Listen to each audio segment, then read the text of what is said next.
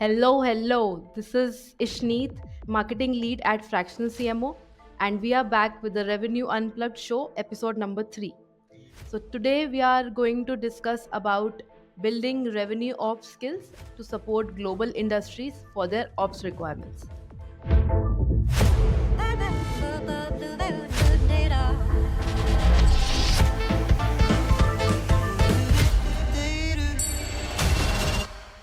We have three very special guests today. If you have been following our podcast, you might have seen them in another podcast that we recorded because they simply love us, right? And for those of you who are new to the show, let me quickly introduce them. We have Omkar Nadh, who is a marketing ops manager at HighSpot, and he is also the founder of Marketing Ops India Group. We have Srikanth, who is the marketing ops manager at Clarivate. We have Shreyansh, who is a RevOps leader himself. Thank you so much, all of you, for joining in. Great to have you here. Hello. It's a pleasure, Ishneet. Thanks, Ishmit. Good to be here. Great. So I'll quickly get going. The very first question is for you, Omkar. What are some key RevOps skills and competencies which are basically essential for success in managing global business requirements? Typically, when we talk about focus on the offshore talent. Uh, got it. I would say it's a fantastic question to start with, Ishneet, because I mean, this is the fundamental question that's being laid as a foundational success when you want to build an offshore talent. But before jumping on directly and answering the question, I would like to say a few points about what are the departments that we can generally see hiring in the offshore, and then move on to the core skills that are pretty much needed for the onshore team and the offshore team, because both go hand in hand. So typically we see the marketing operations function and the sales operations function and the customer operations function, but recently we have seen a lot of shift in these functions, and then we have started seeing revenue analytics, revenue enablement and revenue strategy function, and data management and program management functions. So these are the key functions or slash departments that I would say that can be built offshore, and then can be run successfully as much as that if they are in the onshore teams. But when it comes to the core skills that fundamentally that all the companies or all the folks that needs to imbibe into their teams is remote collaboration and cultural competencies. So basically understanding if someone is from Brazil, or if I'm from India and then someone is from US, understanding the and respecting the cultural nuances and the way we communicate to each other, and what are your preferences in terms of how do you connect and discuss things. So all this needs to be basically set in place, and understanding the time zone and the holidays is the most important thing. So and apart from that, the important thing is the tools, and having certain overlapping hours, and having a cross functional team collaboration, and then internal team collaboration is the most important thing. As we speak more about the cross functional collaboration, so generally it also comes along with the geographical collaboration, because now the teams have been spread across the planet, and then it's very difficult to manage the schedules and the calendars. So just to make sure that the entire team has at least 10 to 12 hours of overlap per week, which is the most and key essential element.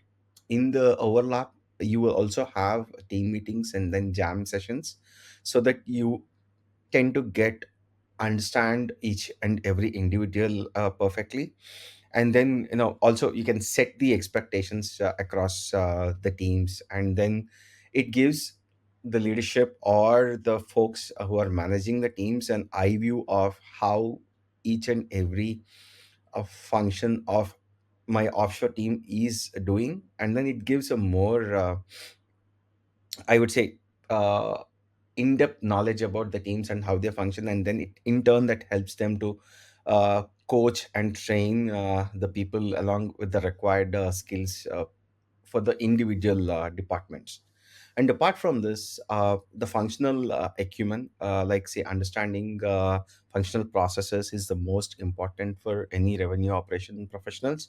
So it's basically right from the journey starting to the journey ends, till again the journey restarts. When I say right from the lead that is coming into the system, to the opportunity closure, to the renewal process. So when I say the functional acumen, understanding the overall sales process is the most important thing that one needs to understand and develop. So all these things are the key things. Along with this, the technology proficiency, say understanding the tools and systems and effectively using them, and managing the timelines and allocating the right resources for the right job, and meeting frequently can definitely ensure successful outcomes. I think, these are the key things that I would like to call upon, that the core functions for, or the core requirements when you're trying to build offshore talent. Over to you, Okay. Shnit. Okay, that was insightful, Omkar. Thanks for that. Um, to follow up, or have the next question which comes to my mind, is for Shrikant.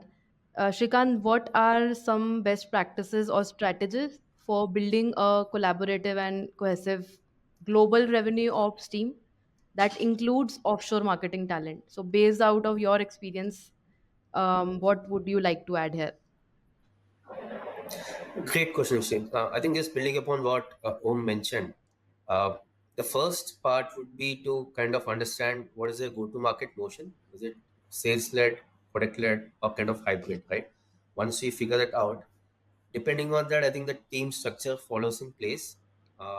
Typically, we may have people who can do multiple responsibilities. So it depends upon the company in terms of how do they want to structure the team, how many responsibilities do they want to assign to a single person. So if you want to go a lean team mode, you have few people doing multiple jobs.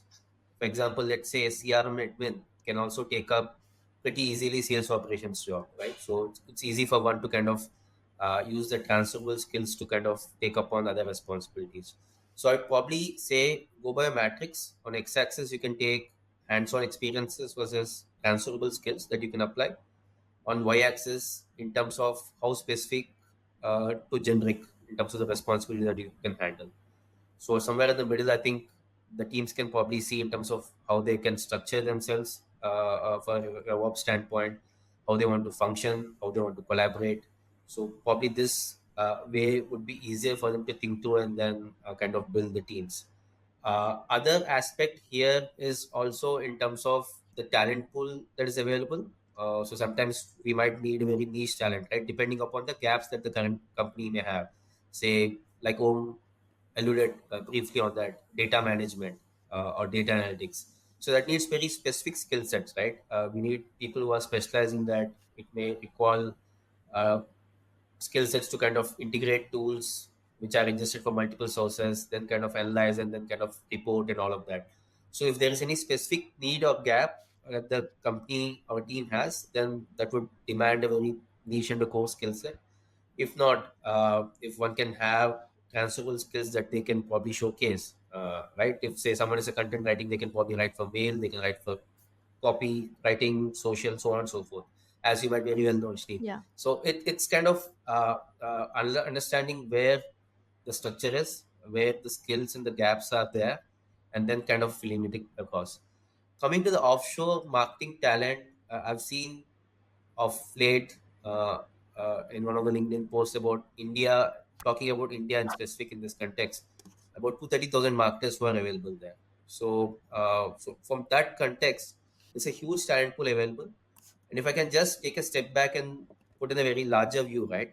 When we talk about GCCs, Global Capability Centers as well, I vividly remember reading an article a couple of months back wherein a lot of leadership hiring is happening within India. When I say leadership hiring, it's in terms of key positions like CTOs, the chief digital officers, so on and so forth. So that hiring has been seeing a lot of uptick in India there.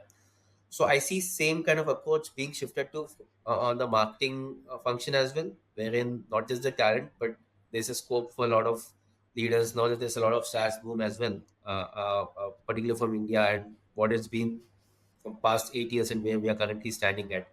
So keeping those things in mind, I do believe that there's a shift wherein there's already a scenario wherein Indian offshore talent is acting as an extended marketing arm, supporting across the different years. And I think they're strategically placed in the equator from that line, right? We can very well support APAC, we can support India, we can also support a few of us for US region as well. So that kind of helps where we are located. Plus the talent pool. I think mix of this ensures that we are in a good stead when it comes to whole RevOps revolution. Okay. Okay. Awesome.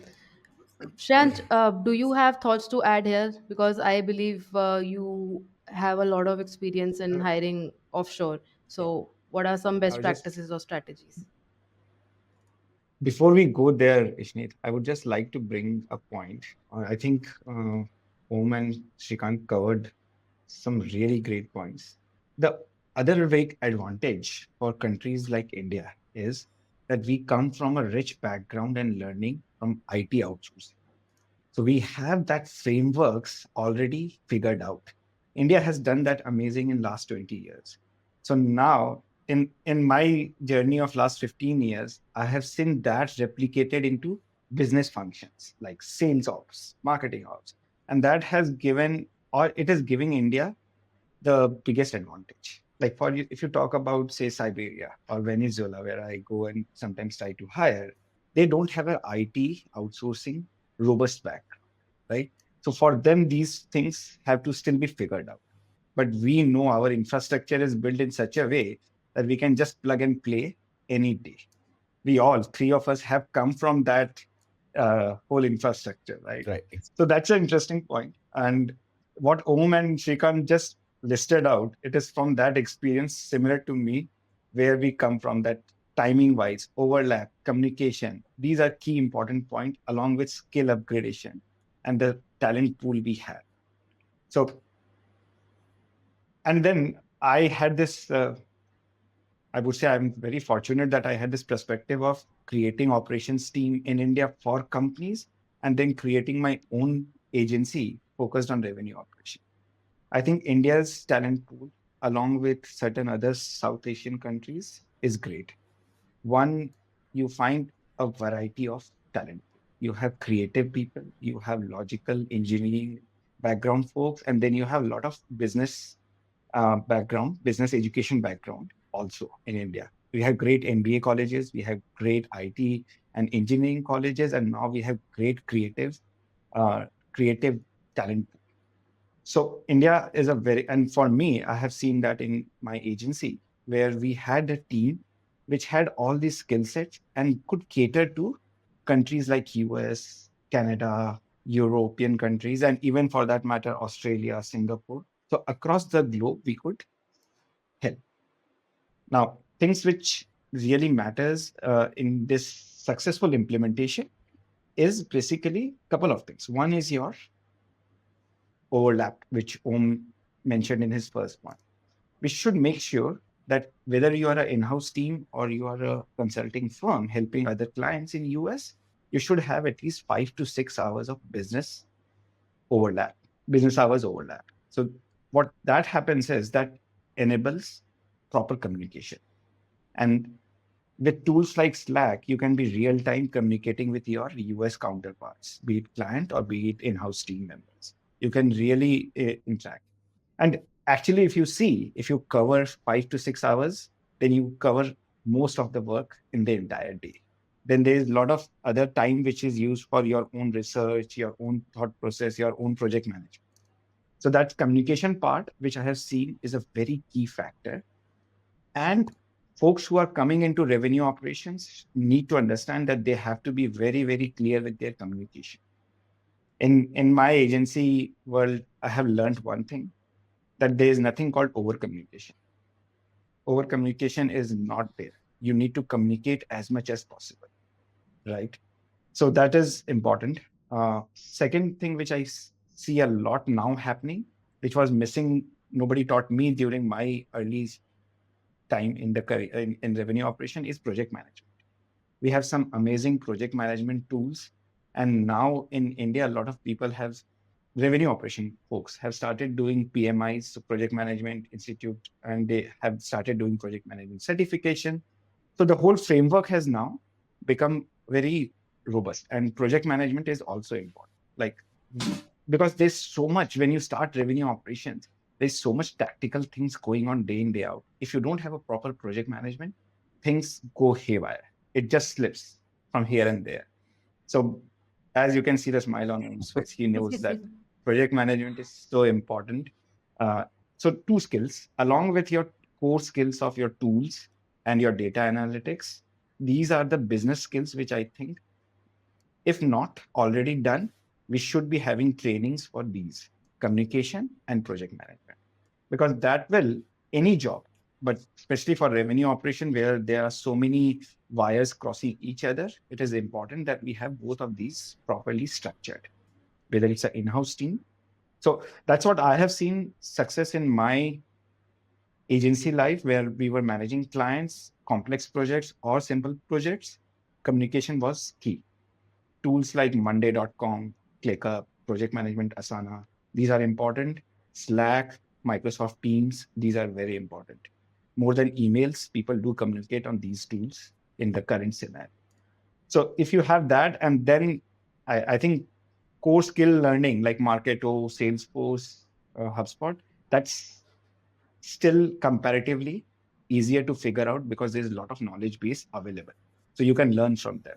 But nobody will have a proper structured communication plan for you to learn, right? So mix of both is key for any, I would say, global team serving the US or North American geography or multiple countries. That would be key. Okay. I just have one point to add, if I may, Yeah, yeah. Ishneet, on what Shreyansh mentioned. Is on the asynchronous communication part. Documentation is so underrated in marketing ops and RevOps. I Right. think during pandemic, I think during this remote working, it has taught us well in terms of the importance of documentation. That's when this asynchronous communication in terms of also came to light much more. I think I thought I'll just stress that, especially in markups and RevOps, having documentation, so that one need not even reach out to via Slack or email or just wait for their input for you to kind of ship the campaign or get started with your work. If proper documentation is kind of there, is in place, it's updated real time to the best possible extent. I think that kind of reduces the whole gaps as well, and any eliminates any area of confusion. Okay. That's very important part. Yes. Thanks both of you. I guess this would definitely help companies hiring or about to hire, offshore marketing talent to build their RevOps functions. This was great. Shant, I'm coming back to you again. Can you provide, examples of successful implementations of RevOps strategies and practices in global businesses with a focus on leveraging offshore talent with your experience? What do you want to add here? Before I start that, I would say uh, COVID changed everything. Post COVID and before COVID, things have completely shifted. Was a paradigm shift. Now, it may sound that I'm It's called as like, I may BCI, say after like, COVID and before COVID. Ready yeah. and So it's like yeah. COVID was bad for every all human purposes. It was bad, but from a business learning perspective, I think everybody in this world have matured their speed of learning by 5-10 years. They never thought of a complete remote economy before COVID, right? That's a big shift. So that also helped me create, at least in my revenue ops consulting firm, it helped me to create structures and frameworks for supporting global team without a FaceTime or a real-time interactions. For example, earlier there used to be events, so many in-person events. During COVID, they just vanished. Nothing was there for 2 years. And then still businesses had to survive. How did they do it? The remote, how the remote teams started working. So many new tools came up for remote functioning. So that all helped in implementation of these. Now, so back to the same thing, Ishni. Few of the things which helped in implementing global revenue operations team success was one, a proper structured project management where you know what you're doing. Whom mentioned a daily sync or maybe twice or thrice a weekly sync with your team members, making sure everybody is aligned on what they are doing for that particular week. I have also seen clients moving from thinking about 1 year in future rather than thinking about 1 month, because things were changing so fast during COVID.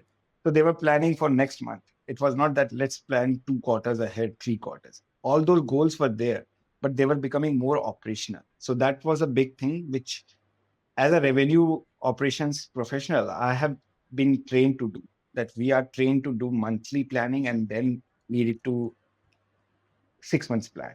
So, but now the clients or the customers or the stakeholders were also doing that. They were also making more agile planning from that perspective. So that was important in successful implementation. Communication, Slack.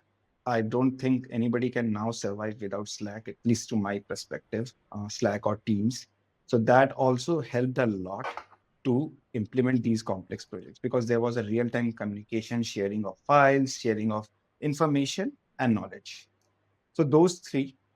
Along with that, I feel in adoption of marketing stack or operational stack, tech stack, sales and operation stack also increased multifold time because now people were seeing lack in brick and mortar sales. So everything moved digital. So all these products started seeing more adoption during this time frame. So because of that, we had a lot of success in implementing revenue operation case studies or use cases in different clients. If that answers your question, Ishni. Yes, yes, totally. Thanks, Shreyansh, for the information you have just shared. Um, I have a question in my mind right now for Omkar. Uh, Omkar, what are some of the RevOps functions organizations can hire for? I think this is a very critical question.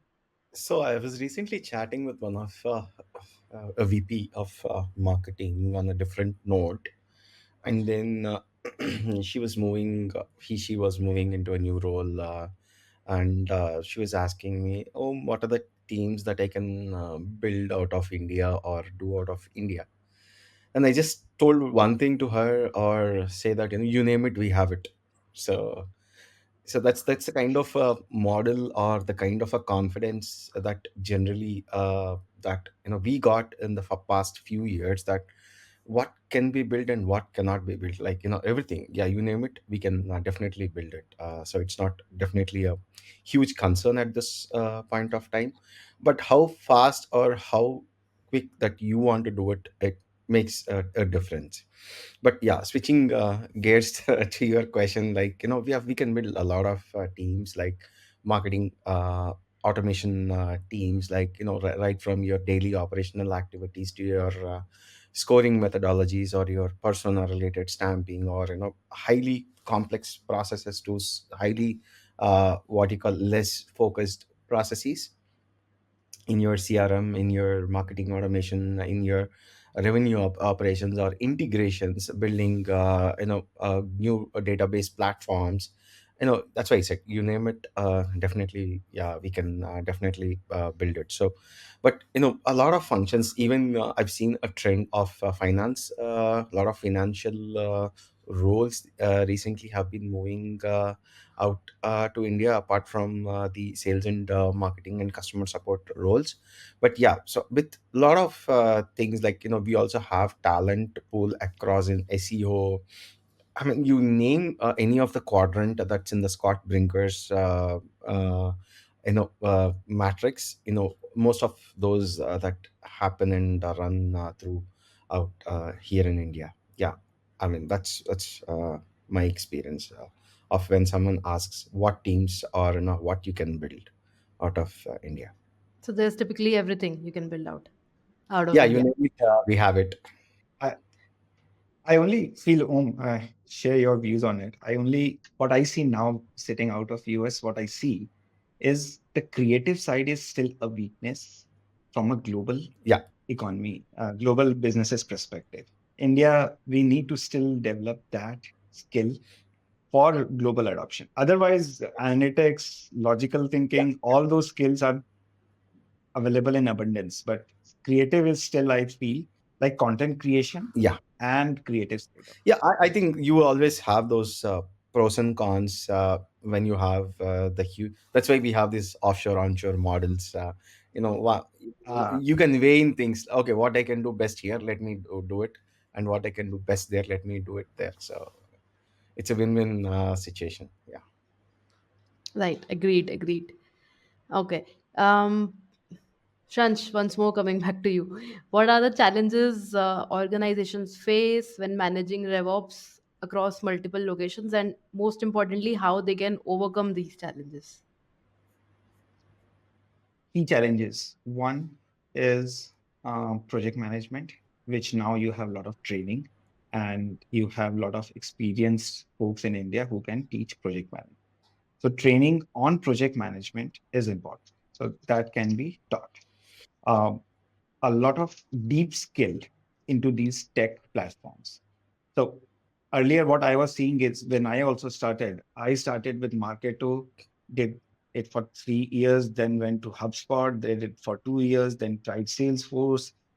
I was doing multiple tools. I was not going deep, but I was more spread, which is has good. But if you really want to build an industry and a resource pool, then you have to go deep into each of these tools because all these tools have matured tremendously in last 10 years. So you need to also go deep into each tool.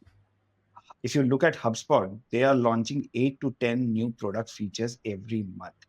Coping up, keeping that update as a is a challenge. You also know, Shnit. We are also keeping that challenge that what are they producing? How do we put that in our content, right? Yep. So now I think the challenge is there that everybody in revenue operations who want to enter or who are already need to choose their tool and go deep into it. And once they have a full control over it, they can start spreading their wings, but they need to understand that. So that's the second part of the tool training.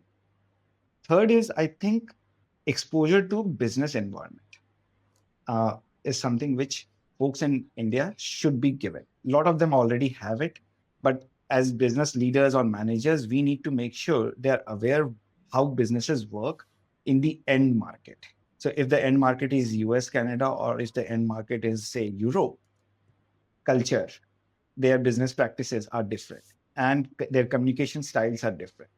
That soft training, I don't think there would be any day of very structured training for it, but that soft training has to be given to your team so that they understand that a person from Britain, when he says something, doesn't mean the same thing for a person in US.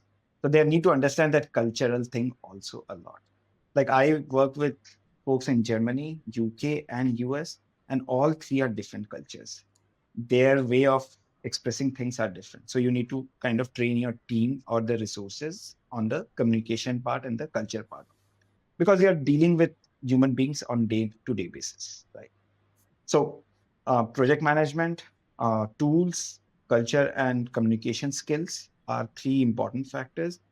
Fourth is, I think, the importance of SLAs and business goals, goal alignment. Because they are offshore doesn't mean that you should not have a goal alignment. Like Om may have been working with so many US teams. Om can throw more light on it. But I have seen him trying always to have the goal alignment of the US headquarter with his India team so that everybody feels that they are one team going towards the same goal, right? I have seen that as a challenge when I was in this like early part of my career. I was not given the whole holistic view of the company. I was just said, okay, can you set this landing page? Why are we doing it? What is the goal? How does it impact to the revenue? Where does it fall in? That was not given. But today we need to give that to our teams across the globe so that we all work towards one. So that business alignment is also important, and that falls under on the shoulders of like all the business leaders in US and India to have that alignment set. Okay. Shrikant, if you guys want to add in. Uh, I think I'll try to add more. I think, as you rightly mentioned, Sharon, the first point is like tool, the depth and breadth. Sometimes people generally go into the depth, sometimes people generally go into the breadth. But with the current trend, it's mostly important that you cover the depth and breadth of the platform that you are working. You can't simply say, oh, I am basically more focused on this section of the tool, or I'm focused on this section of the tool. I have not worked in that section of the tool, but technically when you see a larger companies, everything is a different piece, and then it's stitched together finally. But overall, as Shreyansh mentioned, again, it depends on the sizes of the organization. Like if you're operating in the larger volumes, you will miss that uh, togetherness or one goal element and aspect. The smaller that you are, or the medium size that you are, it's easy to implant what's happening in the company's goal in the US mind, and as well as the India mind, or any offshore team's mind. It becomes pretty easier. But as Shans mentioned in his previous conversation, like Slack has become the hub and heart of the communication. So generally, some of the tips that I wanted to share is, if you are starting into a company, just try to get into as many Slack channels as possible. Sometimes there are good Slack channels, work related Slack channels, and then non-work related Slack channels. Example, say I love plants, and then I get into a Slack channel where I go and talk about plants. Or then out of the blue, some of your on-site team might be interested in that topic, and then you connect with him. And that's one way of trying to break the barriers, and then start connecting with people. But apart from that, there are a lot of other Slack channels that generally I recommend, or I do it if they are not there in place, like collaboration with the teams, DG updates, or you have an event calendar update, say what events are happening in the next one quarter, or what event that we are going to prepare. Or you generally, what you do is, don't send message directly on the Slack, because if by mistake that person's machine is not turned off, it might send him an alert on his machine, and then he might be awake, or might get disturbed. Schedule the messages, basically, in case if you want to schedule something, just say, make sure that Slack also wisely tells you that what time it is for them, and then maybe schedule at 8 a.m. Usually AUS starts at 8 a.m. in the morning.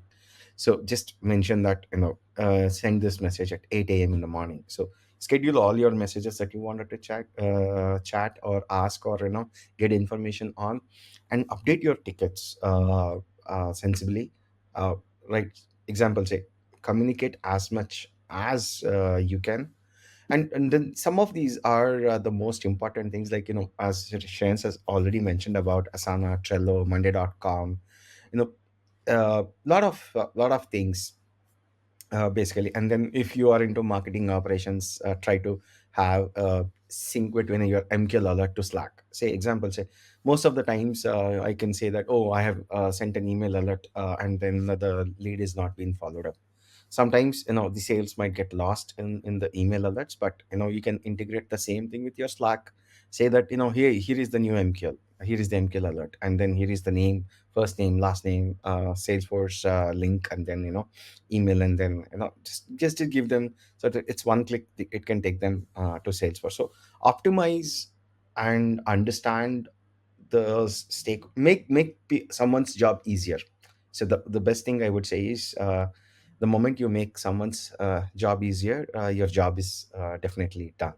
So in this world, it's very much important that you communicate it, and then you understand the tools, and make other person's life easier, and then communicate, have a overlap, and understanding. So if you don't understand, so So when don't assume things, so you can't assume things and then try to jump into a conclusion, and hold on your horses, some for a few more hours. Things can be much more brighter. With sometimes what happens is, as Shreyansh rightly mentioned, the communication, the way the Brit people talk, the way US people talk, there's a lot of difference in terms of how people communicate. If you don't understand, don't feel bad that you didn't understand it. Hey, I sorry, I didn't get this, can you please help me? So it's easy, break the ice and try to connect and make that so that you feel supported and they feel that supported, and then have the whole thing come together rather than tearing things apart and seeing things in a different perspective. Yeah, that's all I can add to this. So a very important yet small yet very important thing that you have mentioned about the tool training part of it, Omkar. Yeah. A very little thing that I personally do it when I speak to my team or the entire organization, people in the organization I work with. So I schedule messages to be sent at a particular time. It's a very small thing, but when you are working with as a leader, when you are working with offshore teams, it actually helps to have a better collaboration and communication. So that was something which stuck in my mind and wanted to speak about that. uh, Shreyansh, you spoke about catering to clients across locations. So though the language in US and UK might be different, but they are still somewhat on the same lines for typically Asian or non-Asian people to understand. But I wanted to ask, what about the clients that you are catering to based out of Germany or any other location? What happens with the communication in terms of language barrier? They might not be okay speaking in English per se, so how the teams can actually manage that part of it? This is what I am seeing right now. There are very few countries where English is, uh, for a business communication, is a barrier. But, and along with that, the good part is everybody across the globe have understood there are so many cultures and there are so many folks from different backgrounds, and they are empathetic to it. So it's not that if the other person doesn't know English very well, they will feel bad or they will feel restricted. Now people have developed that patience. And it's not just one side of the aisle, it's both sides. Folks in India understand, that's what I see with my team. They understand that, hey, client may not understand the culture, and they try to explain that as much as possible. And same on the other side, I have seen my clients in India, in US, asking these questions, not feeling bad about it or restricted. Now, there has to be someone in the team to open those things up, for sure. And as leaders, we have to do that. But once you start that, it becomes a culture. And I think that's what I am seeing across, that people are, yeah. Couple of things I Go wanted ahead. to add. Sorry, Shreyans, but Yeah. forgot to add No, no. previously. So, example, say we have Ugadi. That's the Telugu festival that generally happens in the New Year, which is called as a New Year. So we have a common holiday calendar that's scheduled for the team. So if it's even it's a remote team, generally I don't mention Om is out of office. I just mention India holiday, and then mention the festival name, and then do the Wikipedia link. So it's so simple. Oh, interesting. Yeah, it's so simple that people who is basically logging in and seeing, if my boss logs in and sees, oh, it's a India holiday, it's a New Year. I mean, the New Year, it's been almost 4 months back for us. So let me read and understand, because India follows a crop festival and crop holiday. And similarly, the other thing is, I have a Chrome extension that I use. Basically, the moment I hit a new tab, it shows a different time zones that I work with. So technically, over a period of time, your mind is fine tuned. Okay, this is X stays at X PST time zone, or Y stays at CST time zone. Okay, and then M stays at BST time zone. So okay, let me. That's how you slowly prepare your mind to address some of these things. So yeah, I mean, just wanted to add these couple of points. Good Interesting, point. interesting. So the next question is actually very important, and a crux of the entire topic as a whole: where to create your RevOps hub. So I basically see a lot of sourcing has moved to India, Serbia, Venezuela, etc. So Shreyansh, what is your observation there, and how do you You, think businesses should approach that? you will put us in trouble now. So, Ready for it? so I have been building ops revenue ops team in India. I started my career there, and I have been building my own business also based in India. But recently, I have seen India not just a service provider economy, but it's also a consumption economy. A lot of Indian startups, unicorns, they are also looking for revenue operations and sales operations and marketing operations folks for their Indian business. Because of that, what I'm seeing is generally the cost has gone up in India. So there are few of my requirements I have hired in other countries, and it's a good experience till now. Now, it is not at the scale what India has right now, but there are small, I would say, small pockets which are growing. Like I recently hired someone in Vietnam. I have hired folks in, for my clients, I have hired folks in Venezuela. There is a company which is a HubSpot partner called HubSearch. They have a 700 people HubSpot team sitting out of Venezuela helping global economy. Now, that's an advantage for them because they are very close to the US time zone. So they can still provide more and they have a bigger influence of US economy on them. So they can still support. What they lack is what I was saying in the earliest part of this conversation, that what they lack is the IT outsourcing framework, which we already have very matured models there. So they are learning there. So it's not that other countries don't have it. There are pockets of it, but India, I feel, with my experience, still a very, very big hub to build your revenue operations team. And post COVID, a lot of my US clients have actually built their small teams, captives, consulting teams, all that in India. Another data point before Om and Shrikant adds to that is another data point you will see why India is successful is if you see consulting firms like Accenture, uh, ENY, they have their marketing operations practices built out and huge teams. Accenture, I think, has around 3,000 people or more than that into only into Marketo operations. And they have clients they are helping through Marketo. I don't know the exact number. I may be wrong there, but they have huge teams. ENY has huge teams. Most of the consulting firm have their own marketing operations and sales operations team built out. So India definitely leads the way in terms of, and the resource pool is also available there. So that's the biggest factor of it. Is a hub. But for few skills, you can still find, bad to say, but still you can find a better cost-effective model in other countries like Venezuela, Serbia, Monali? uh, Philippines. Yeah. Omi, if you want to add on that. No, yeah, makes sense. I mean, even I've seen folks recently from Manali,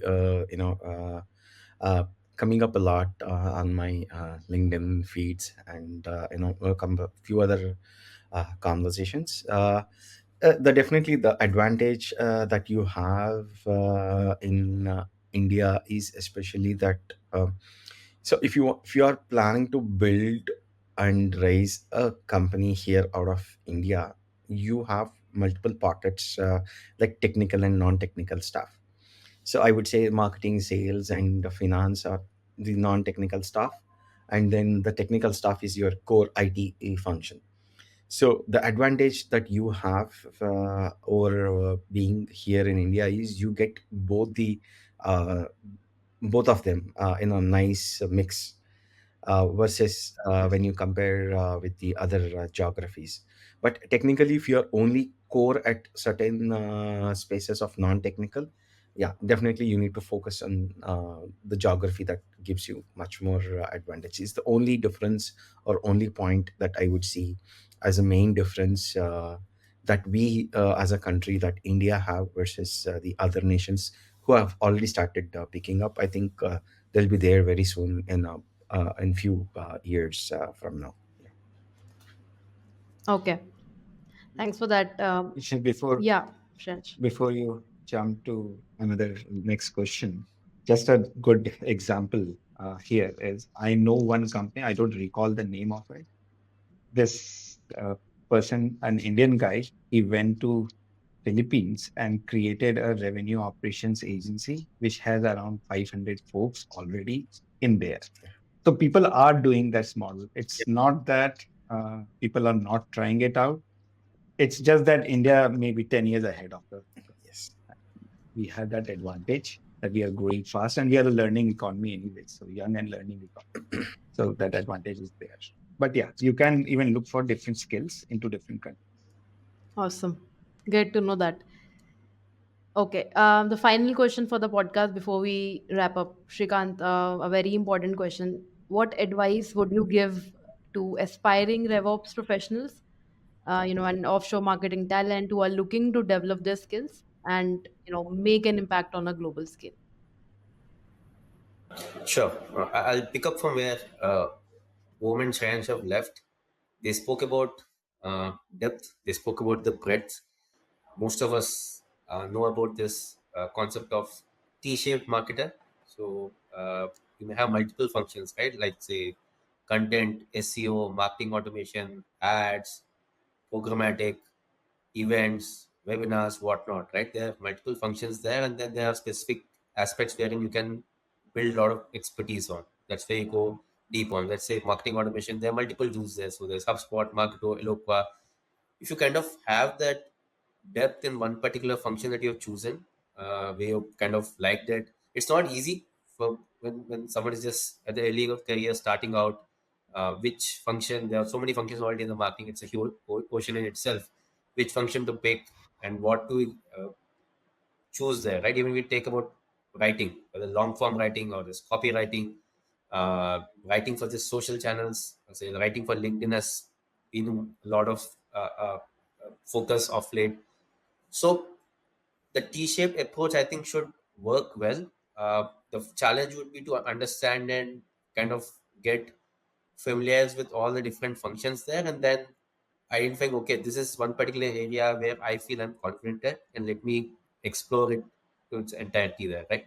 That's when you kind of get that particular aspect. So apart from depth and breadth, I also want to add one more dimension of being smart, which is using ability to use playbooks, ability, though I don't like this word growth hacks, but ability to use those quick hacks which are relevant for today's age, which are relevant for the domain, the business that you're working for.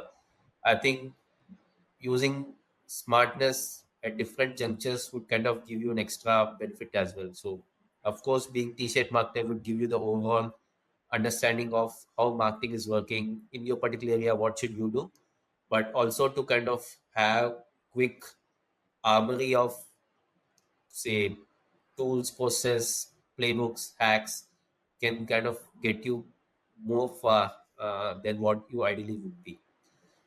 So this is mostly from a technical aspects or functional aspects I've mentioned. The other soft skills aspect which kind of should be focused is on where your buyers are. Say buying behavior in APAC is different from buying behavior in other regions, say US, Europe, and others. If you speak about APAC, it's most face to face, unlike being on say Zoom, Gmeet, Teams, or not. So it's mostly events, it's mostly field workshops, so on and so forth. So that kind of adds for one to kind of build uh, interpersonal skills, have relationship building skills, ability to understand the local nuances, local language. We spoke a lot about the cultural nuances there. So if one can kind of have at least basic speaking knowledge of regional languages when it comes to APAC, right? That kind of puts you in a much better advantageous position to kind of have that interaction and then kind of solidify the relationship and then go about selling, right? So I would probably focus on these three aspects. One is depth, breadth, and smart, and the soft skills around it, depending upon which where you're key, buyer personas are available. Okay, that was insightful, Shrikant. Thank you so much for that. So it's a wrap now. So thank you so much, all of you, for joining in, sharing the amazing insights. I'm sure the organizations globally, who are wanting to hire or build their RevOps functions, and aspiring professionals wanting to get into a RevOps field would really benefit out of whatever we have spoken about, discussed about today. Okay, so for the viewers, if you want to have a quick recap of the entire discussion that we had, don't forget to subscribe to the YouTube channel. We are also there on our website. We can also have a recap of the podcast on Spotify, Google Podcasts, Apple Podcasts, and multiple other places. All the links are in the description box below. Don't forget to have a look at that. See you in the next episode. Stay tuned. Thank you so much. Bye bye. Thanks a lot, Ishni. Thank you. Thanks, everyone.